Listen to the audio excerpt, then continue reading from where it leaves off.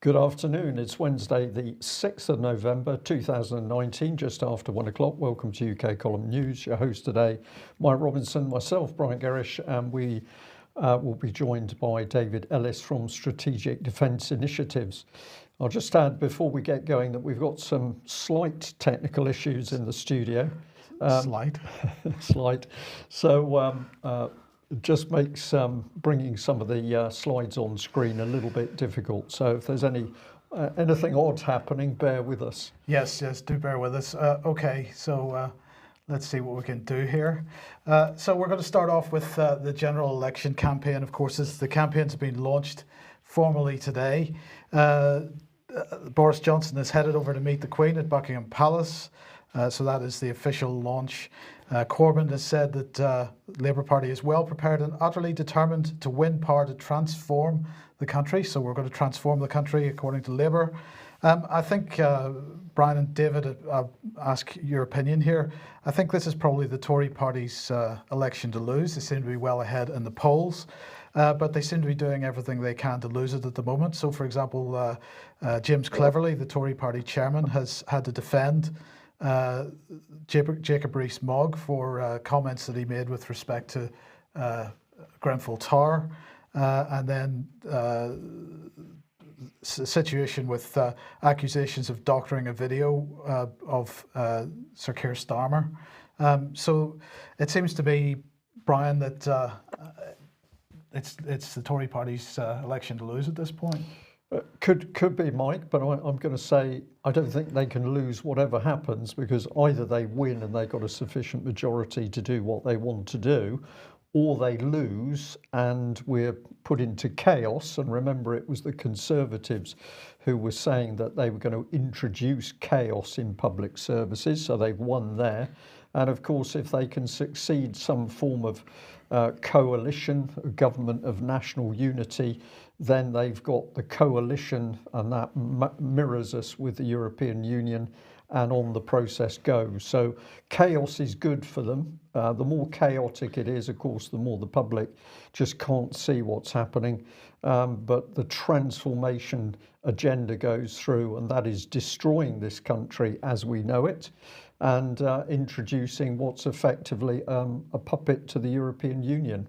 That's my feeling. Yeah, David, what are your thoughts? That's brilliantly put there, Brian. Yeah, that's sort of bang on. I mean, there's a couple of things that I've sort of picked up on today, which was that Sir Mark Sedwell, King Mark Sedwell I, has put his oar in, apparently, or it's been reported that he's preventing the Treasury analysis and report on the Labour Party's finance situation on their manifesto. So he's had that tugged. Well, that doesn't make any sense, because Boris and the Tories are PM at the minute. Why would they sit on that? That doesn't make any sense. It's sort that to me sort of smacks of really when I first getting involved with politics, when some of these admirals were talking about the secret pact between Labour and Tory and how they were more or less run from the Treasury regardless. So it's not sensible to view separate parties. This is just a conglomerate that appears to be separate, but it isn't in effect, really. Well, that's a very good point, David, because, of course, one of the areas that none of the parties are prepared to discuss is defence. And, well, this article from December 2016 gives us an idea of Boris's view of European defence anyway, because he was the Express here saying Boris gives green light to EU army, Foreign Secretary won't block EU defence integration. Sky also covered this at the time, saying that even after Brexit, that we would not be doing anything to slow down or prevent EU defence. David, I think the key thing here is, of course, while Boris was Foreign Secretary and while Theresa May was Prime Minister and Earl Howe was the Defence Minister, he was over in the EU absolutely helping them, assisting them develop their defence situation over there, their defence union. Now, of course, we had this little video clip of Boris Johnson being asked just a few weeks ago about what what his view of the UK's position is with respect to EU defence union, and he said, as you'll see in a second, he said that Britain would maintain its independence with respect to defence after Brexit, and he said that this was on the basis of his ability to secure in the course of negotiations an important change. But of course, we're not allowed to know what that important change is. And as we highlighted a couple of weeks ago at the Conservative Party conference, the Defence Secretary Ben Wallace basically saying, well, he didn't really understand the situation of what Britain's position within Defence Union would be. Really, that was a lawyer's discussion that had to be happening. So complete silence from the Tory party on this, complete silence from the Labour Party on this, and of course we've got to say complete silence from Nigel Farage on this as well. Silence is golden, especially where defence is concerned. He will not talk about it. Some people within the Brexit Party wanting to talk about it, but nobody can get Nigel Farage to engage. So David, the situation here is pretty clear. We're looking at a pact of silence between all the main political parties, it seems, with the exception perhaps of a few individuals within the Brexit Party that have the guts to speak out to some degree, but they are being shut down by their leaderships, whether that be in the Brexit Party or in the Tory Party. Yeah, it's looking that way. So, Boris's position here, or the government's position that he is First Lord of the Treasury over, is really consistent, because he's put the flag down some time ago when he was a minister. He was not going to oppose unification, and we were going along with the defence union concept, despite the fact that they won't use the magic words, of course, for fear of the public realising what they're doing. So he's been consistent. It's been consistent all the way along. And where we talk about this change that he's mentioned with Tobias Ellwood there, throwing him a lovely parliamentary bone question to make him look good, is that he said he secured a change. Well, of course, from the back of that and the Ben Wallace revelations that it's not for political discretion. This is he's sort of gone to the position very quickly of, and we're through the politics. We've done that. No, we're in. We've agreed. And it's a legal argument when questioned as to exactly what that is, whether that's voluntary or forced. And of course, their pushback has been, this is their only response so far. This is nothing to worry about. It's voluntary, and this is what they're coming out with now when challenged. So that's quite key. Now, of course, we then move forward to the real sort of nub of this. So Lord James and one or two other lords, all right, we've got Lord Freeman involved now, and we've got Lord Howell of Guildford, and there's one or two others that are knocking around, and now starting to ask questions, and they want to challenge, scrutinise and evaluate. And whether this is on the basis of Boris's "I've got a change to this arrangement" gambit or not is, that's part of it.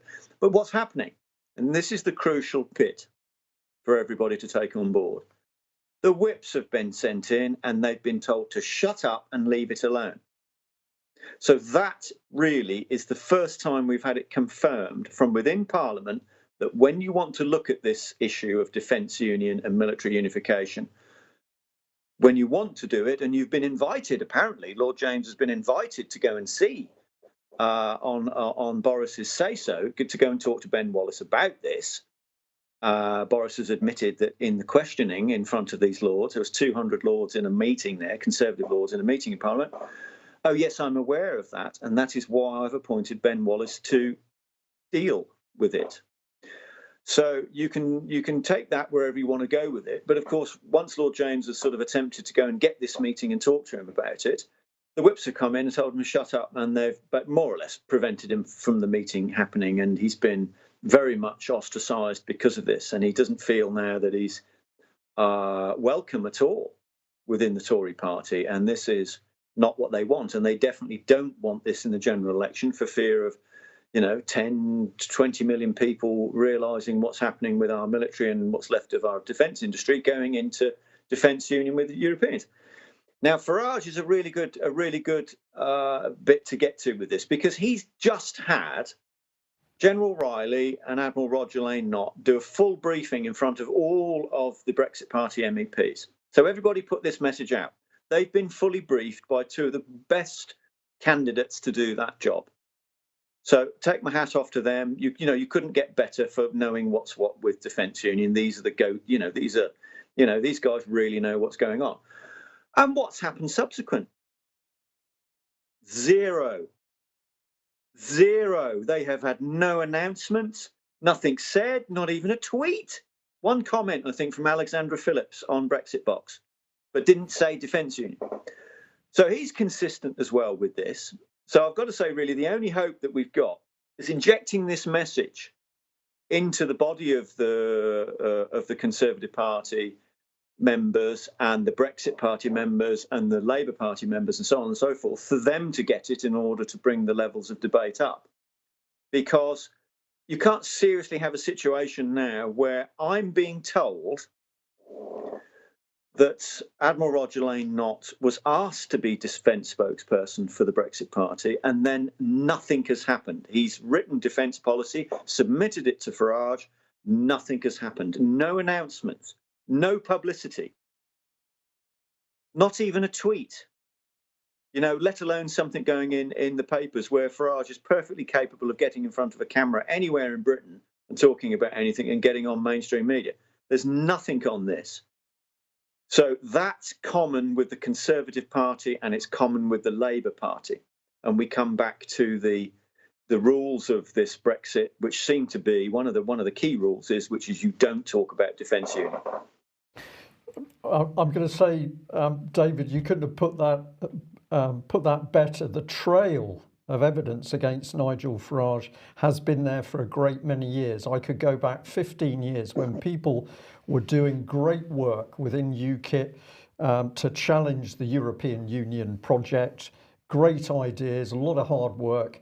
And then when the higher echelons, Nigel Farage, got hold of the idea, it went into the long grass and disappeared. This didn't happen once or twice. This was the consistent pattern. So you've got shutdown here and you've got Nigel Farage, we could say, out of kilter with Brexit Party itself in that he doesn't want to talk about it. But that is the form of this man, that when it comes to the crunch, he doesn't talk about the important issues in this country. And I think, it's the emperor's no clothes. The other point I just wanted to get your opinion on, we are seeing fear in Westminster now amongst politicians. We saw it over the child abuse inquiry, where politicians had to go to discreet corridors to talk about what was happening with child abuse and the investigation. We've also got that fear, that same level of fear now coming because of the warning, don't talk about Defence Union. And you've just said the whips are active. This is not a democracy in action. This is David Scott's government of occupation. This is a foreign power. Well, this is, you absolutely, you can't have a situation where someone wants to, for whatever their motives are, let's just park that for a moment. The reality is we are going into Defence Union in parliamentary whipped silence. Now, as we've sort of, submitted time and time again, there was something going on as to how you keep all these people quiet. We'd never had it confirmed from an MP. They wouldn't actually get to the point where they would say, this is the reason I won't talk about it. This is the reason I won't engage. They wouldn't even get to that. They just wouldn't engage and then not do anything. Now, I find it really ironic that when we really put the heat on one or two of what appear to be the key Brexit players in the ERG and both the Brexit Party, that we're being warned off, both of them simultaneously, from another group. Oh no, leave them alone. They're dealing with this. Well, no, they're not dealing with it because they're quiet. And then we have this amazing revelation from Marcus Fish MP, when challenged on a tweet, spontaneously comes into actually replying to us, because most of the time they don't reply, but obviously they're fielding this volume of traffic on Twitter now. And it's visible, it's open source, everybody can see what's happening. There's loads of people challenging them. Marcus Fish says, I've led the debate on this. I mean, can you imagine the gall? What debate? Where? Show us. Well, you stood up in Parliament and had a debate on defence union, Marcus Fish MP. Where was this debate? You're saying you led a debate. You haven't. That's some nonsense. Yeah. But this is the whole point, isn't it? That you know, when cornered, what are their pushback lines that we're seeing? We're now seeing a lovely letter that's come out from Baroness Goldie, which sort of we can kind of sum up really that we've got a slightly tuned up narrative here with this issue, and that is there's nothing to see. It's perfectly all right. Everything's tickety boo. The cornerstone of our defence is NATO. That old line's come back again. But essentially, that letter, we'll get it posted up on some tweets later, subsequent so people can see it, is that they're for defence union. Full stop. They're for it. But the caveat, of course, we don't want to talk about it. Yeah. So that's up to the general public. And I've got to say, so the volume of traffic that I'm now seeing on Twitter and Facebook on this is increasing massively. There's so many people getting involved. There's so many people challenging. It's wonderful to see. You know, we need more of it. You know, and the great UK column subscribing members there, and I can see a lot of the people that have got really busy with this. So all credit to them. On behalf of all the people campaigning on this, you know, thank you. But please keep going. And we've got to escalate. This has to be a general election issue. These people have to be forced to make political statements in this general election. And it doesn't matter how you do that. Let her go to the hustings, whatever. Go and challenge them face to face, I suggest, and get your mate to film it if it's possible. But they have to be challenged. They have to make political statements on this as to whether they're for or against. Yep. Well, now the question is, are they for or against? Of course, up until now, we've been talking about the defence union process and the various acronyms, PESCO card, and so on. And of course, the plausible deniability, in inverted commas, from the British government is that we're not signed up to these things. They are named in the political declaration on the future relationship, and it's pretty clear we are going to be signed up to these things because that's the framework for the future negotiations with the UK. But let us just bring your attention to this. It's an article up on the UK column website at the moment by David Scott, EU Defence Union. What is EI2? This is the European Intervention Initiative. And so, David says, you may be aware that the UK has not formally signed up to this legally binding agreement. That's a defence union, but nevertheless, it is involved in many of its constituent parts, such as the drive to improve military mobility. And he says that while PESCO is founded on the Lisbon Treaty, EI2 is based solely on a letter of intent. While PESCO is open to all EU member states and exceptionally third countries, meaning the UK, EI2 is by invitation only. But the key thing here is that the UK, although it's officially not signed up to PESCO, is one of the founding members of EI2. Now, the EU says that EI2 is independent from the European Union. However, if that's the case, we've got to look very carefully at what EU leaders are saying. And here is Emmanuel Macron, and he's quite clear on this. He says defence unions should be encouraged as soon as possible and complemented by a European intervention initiative that will better integrate our armed forces at all stages. And the key point is, I will reiterate once again, Britain is a founding member of the European Intervention Initiative. This is complementary to EU Defence Union, and this also has to be raised at the hustings, face-to-face with MPs, by letter, by email, on Twitter, because this has not, it appears in a parliamentary briefing, a recently revised parliamentary briefing, David, but it is not something that I think anybody in the UK is aware of. No, they're not. It's just really, this one's gone under the radar and they kept very quiet about it. I think one of the key data points when David and I were looking at this, and it's a tremendous article that David's written there. Please, get it, read it, share it, and push it around to as many people as you can. Is the fact that we've got Earl Howe there signing this stuff up, and I can see now why there's the resistance the other end with Lord James currently on this. But of course, what we've gone from is being a national force back in the 50s, 60s, 70s, and early 80s. We've obviously gone through the cutting program, the unification cuts program. and we've then gone into bilateral. Those bilaterals with this EI2 construct is a multilateral arrangement, and it's literally 1 degree away from defence union. So we go from a national force to bilateral to multilateral to full-on defence union. That is clearly what the process is. So Macron there really is giving the game away to everyone. It's visible. He's openly discussing it, which is, of course, there's the big glaring Boris's Brexit paradox problem that he's got. You know, they're being open with it over there in Europe, as are the Germans. And what we've got is completely the other approach, which is silence. It appears to be clandestine in political clandestine type activity. And of course, this EI2 arrangement, all right, there's still a bill. Someone still has to pay. It still means putting troops into it or whatever they want to put into it, and this is all of a European aspect, where they're saying that they're going to take collective responsibility for the security of Europe. Well, of course, that just says it all, doesn't it? And I'm going to sort of sum it up with this: is that the leave debate has to include our military. If we're leaving, we leave with our military. Now they're saying, "Oh, it's nothing to see. It's fine. It's voluntary." Right. Well, okay. Well, you are continually volunteering to go into it. All of this. There's nothing yet that you've said no to. You're volunteering to all of it. So whether you then want to come back to an argument of, well, they can't force us, but that's irrelevant because you volunteered to go into it.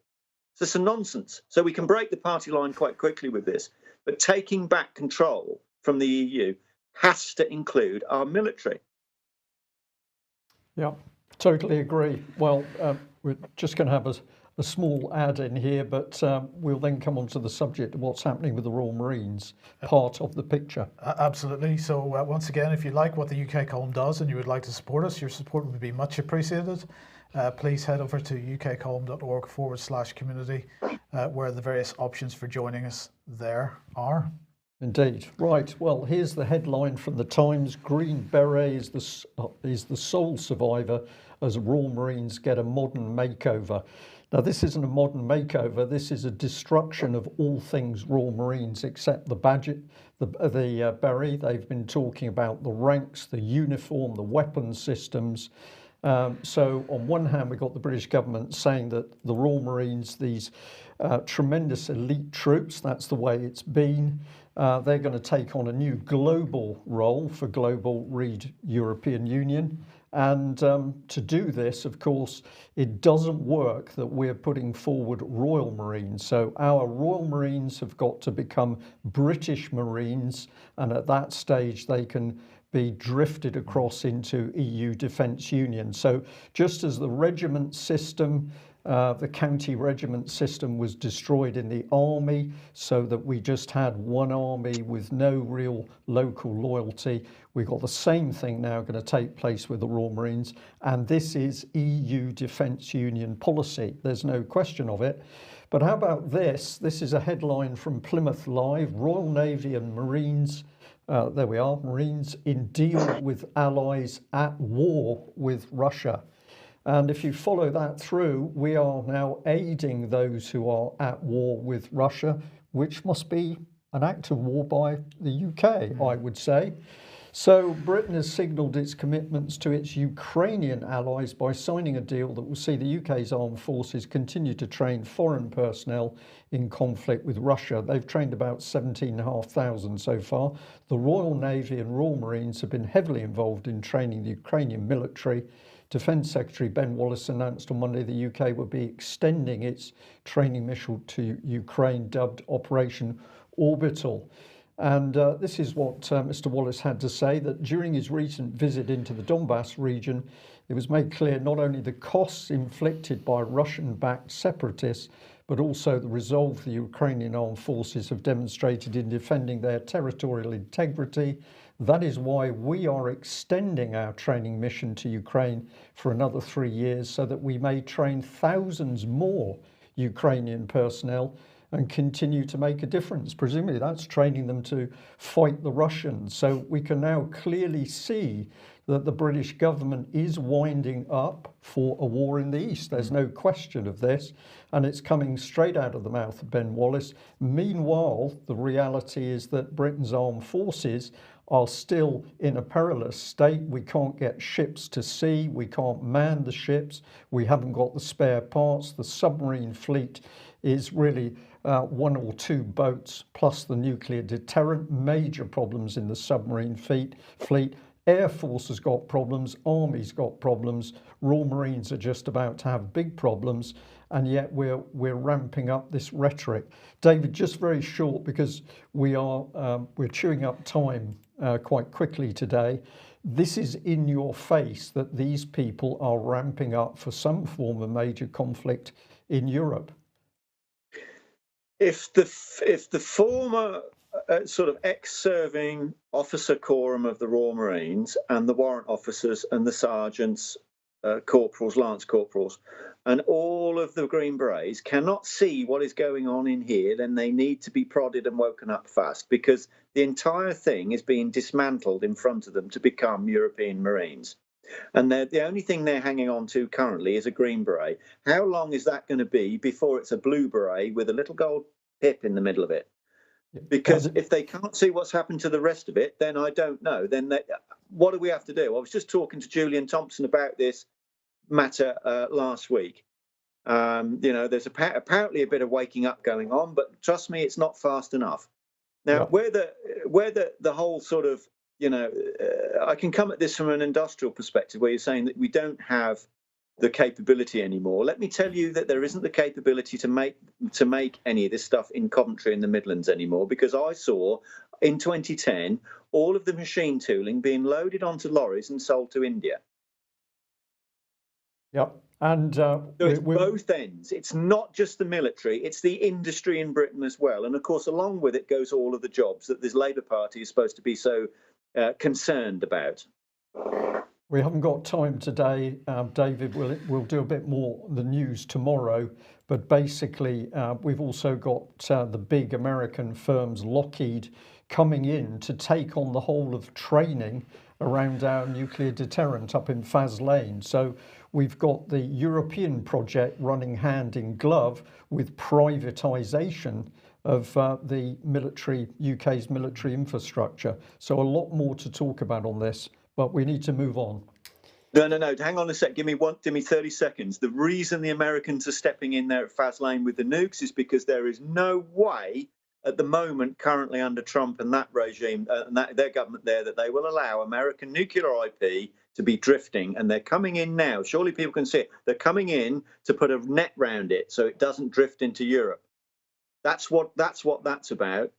That's the mutual defence arrangement there, and the special nuclear contract. Whoa. That is not being allowed to go into Europe. That's why Lockheed are stepping in, because they don't want that. They're going to put a ring around all of it. So that whether that be the training, the nukes, the subs, it's going to be encompassed. Okay, thank you for that. Thank you. We'll do more on that, but we'll save it for another day. No, you've Yes, dropped. I have. Yes. So there is a question in the chat box. Is there news tomorrow? Yes. Unfortunately, we can't do Friday this week, so we are going to do the news tomorrow instead. So David Scott will join us tomorrow for that. We'll remind you about that towards the end of the programme. Now, let's see if I can get myself going here. Here we go. Okay, so the good news, Brian, the good news, the Scottish charity regulator has decided that they are going to publish their findings, and they did this yesterday. They published the findings into its inquiry into the Institute for Statecraft, charity number SC040870. Now, for anybody that needs a bit of a reminder what this is about, here is the Institute for Statecraft's website as it was last year. The Institute for Statecraft, a charity in Scotland apparently, but based in London, to promote peace and security through the skillful use of state power. So I'm not aware that that was a charitable enterprise, but anyway. Now, who's behind all this? Of course, the Institute for Statecraft came to notoriety because of leaks of documents from Anonymous, who seemed to hack their website, pull a load of documentation off and release it to the public, particularly with respect to the Institute for Statecraft's program called Integrity Initiative.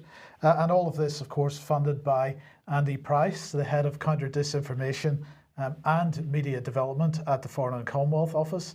We're not allowed to know what he looks like. Well, in fact, you can find photographs of him on the internet now. But of course, if you ask any additional information, that is refused quite clearly. And even an Information Commissioner's investigation and encouragement from the ICO cannot encourage the Foreign and Commonwealth Office to offer any transparency in what Andy Price does whatsoever. However, we know this much at least because the Foreign Commonwealth Office said this last year. The government takes the issue of disinformation as well as wider online manipulation very seriously. Disinformation is the deliberate creation and dissemination of false and/or manipulated information that's intended to deceive and mislead audiences. The Russian government persistently uses disinformation as a tool to destabilize perceived enemies, according to the Foreign Office. Many would view the Foreign Office as being significantly more guilty of that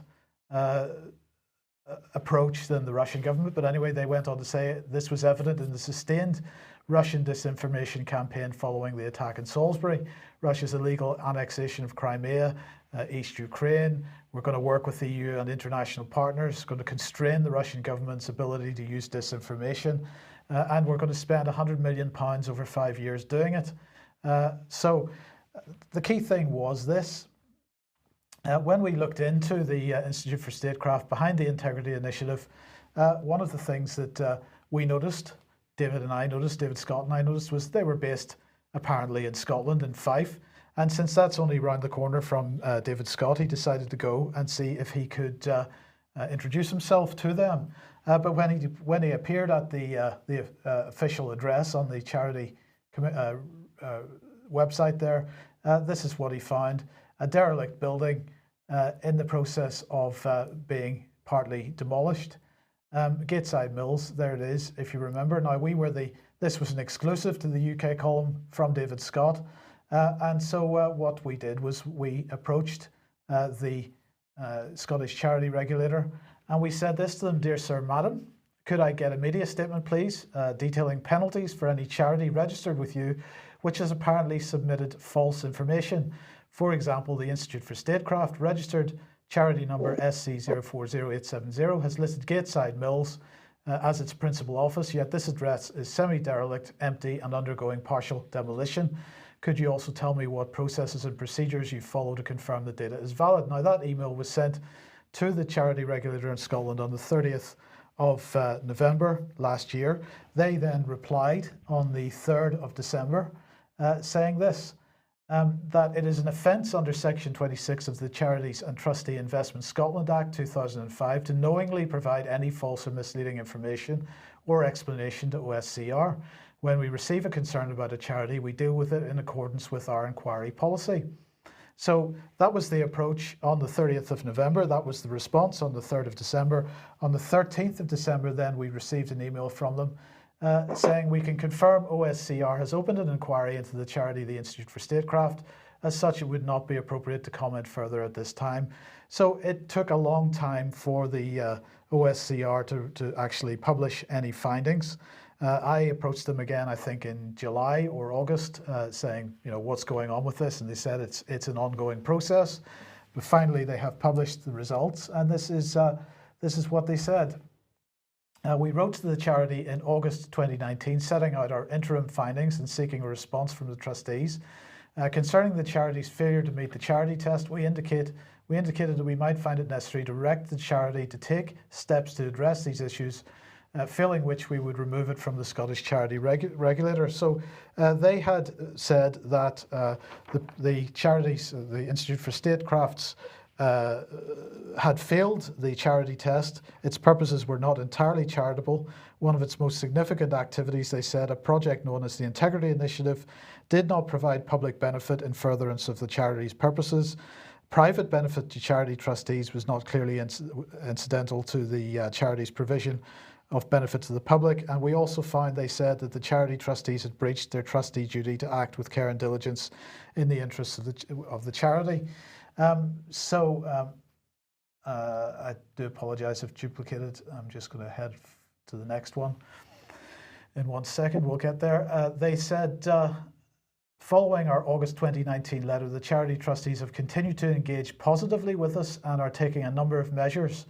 The charity has ceased to undertake any activity related to the Integrity Initiative, and this is now undertaken by a non-charitable entity having no legal connection to the charity. Now, the report from the OSCR does not define what that non-charitable entity is. It doesn't define how it has no legal connection to the charity. If you look at the Institute for Statecraft's website, it's still quite clear that it considers the Integrity Initiative to be one of its programs. Maybe it hasn't updated this information yet, I don't know. Anyway, the OSCR goes on to say that the charity has ceased to remunerate any of its charity trustees. The charity is taking external advice on its governance.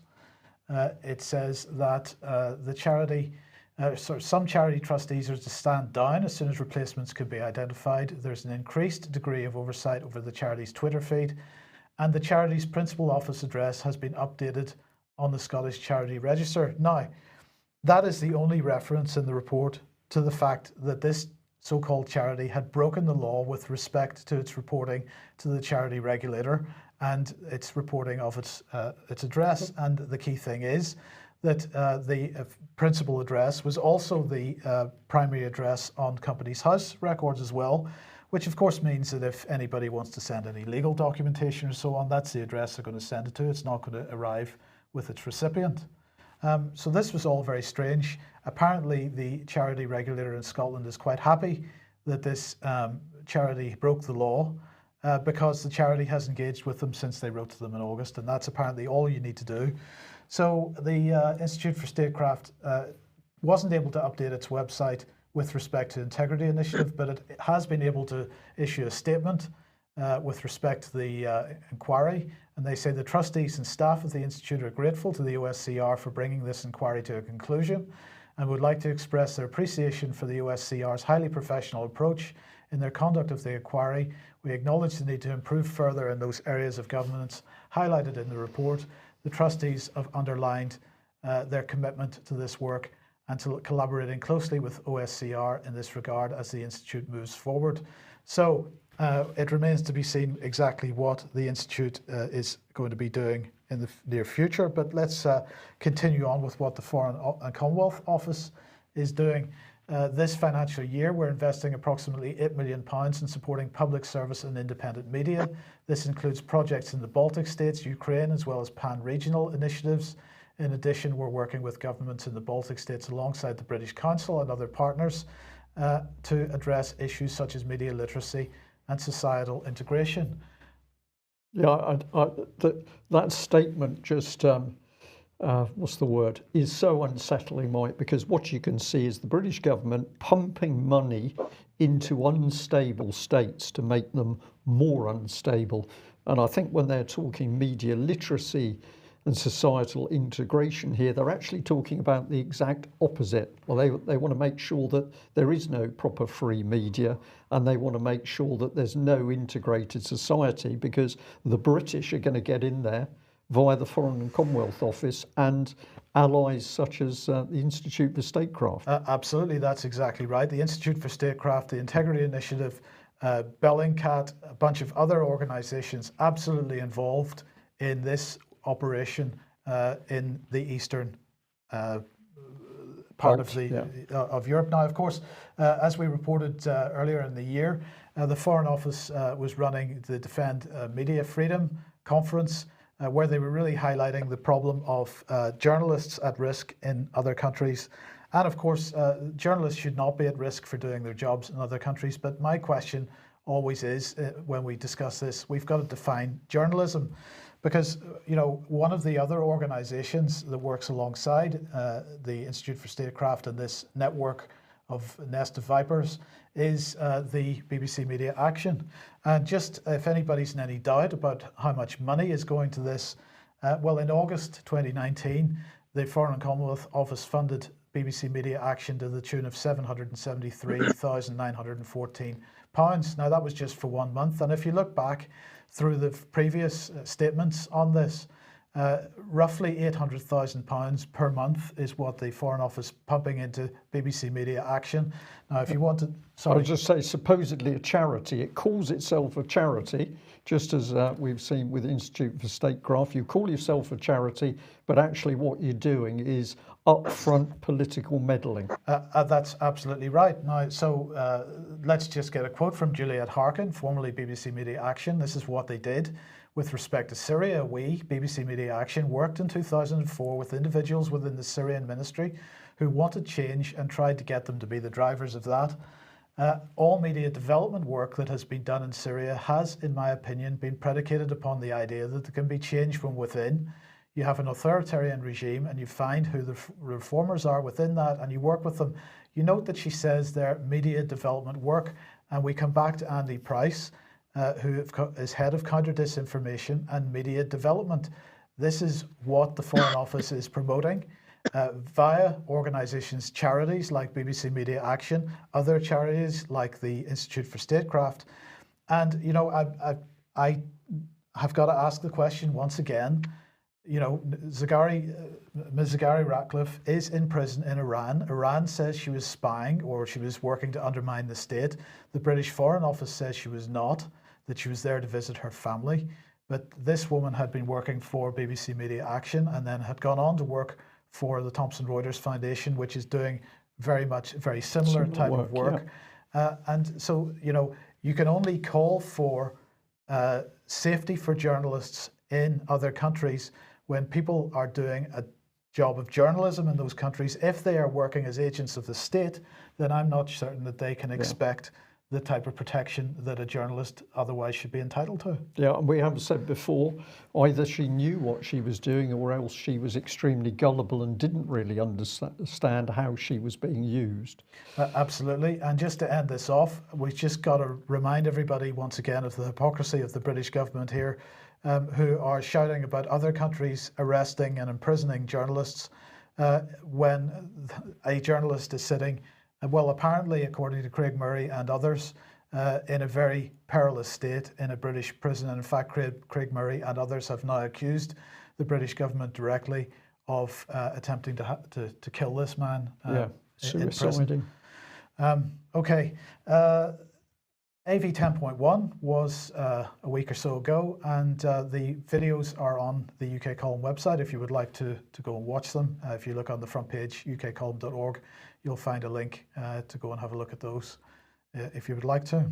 So perhaps we could just say, David, if you just want some closing comments on that final section there, but it's just apparent that the British government is using charities for its political purposes overseas. This is immensely dangerous. There's a lot of questions to be asked here on this charity stuff. I mean, clearly you've unveiled a powder keg here with this, and looking down the other end of the telescope, you know, they're accusing Russia of all this propaganda warfare and so on and so forth. So, you know, let's say that you would go along with that hypothesis just for the sake of this argument. What kind of a field day are the Russians going to have looking at all this integrity initiative stuff? Because they look like a gang of idiots. Can you imagine the field day in Russia that they would have with the kind of pushback that they could generate against the Integrity Initiative and the Institute of Statecraft for just what a gang of amateurs they look? Well, I think it's from the Russian population's perspective, they'd be going, "Oh, these people are absolutely a joke." You know, if you wanted to do it that way round. I've got to say a big shout out here to Trevor Court, Military Cross. If any of the UK Column members are not aware of him, he's doing some superb work, you know, coal-face stuff with veterans that are in trouble, particularly the suicide stuff that's going on. That's absolutely awful. Trevor is doing his best to get Johnny Mercer there in Plymouth to start doing the right thing. So I can urge everyone there, if you can support him, please do. But the point I'm making is he is challenging the charities. And he is finding it really tough. And he's opening up can of worms after can of worms after can of worms.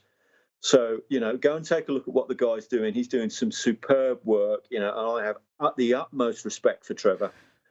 And then this just goes to show about, you know, people coming back to doing the right thing, isn't it? You know, and too many are not. Indeed. Absolutely. doing the right thing and applying common sense, and it's pretty easy to see through a lot of this. But clearly we are seeing a government of occupation at the moment, which is not a democratic organisation controlling this country, and we need to act, no question of it. I think we're out of time there. Yes. Okay, David, thank you very much for joining us. Can I just ask the viewers one last question, please? Very quick. What is the difference between present and past Her Majesty's Armed Services personnel, and what is the difference between them and what's going to be the EU service personnel? I'd like to know what people's opinion is, what they think the difference between Her Majesty's Armed Service personnel, past and present, and what they think the difference is between what EU service personnel is. Okay, I'll take your point on that one. It'll be very interesting to see what we get back. We're out of time. We must leave it there. Thank you very much to everybody who's joined us, particularly the viewers that are watching from overseas. We know you're there. We know you spread around the globe, and it's a big boost when we get emails into the UK column saying that you're watching from the United States or South Africa or wherever it is. That's it for today. We will be back tomorrow at the same time. Join us then. Bye-bye. Bye-bye.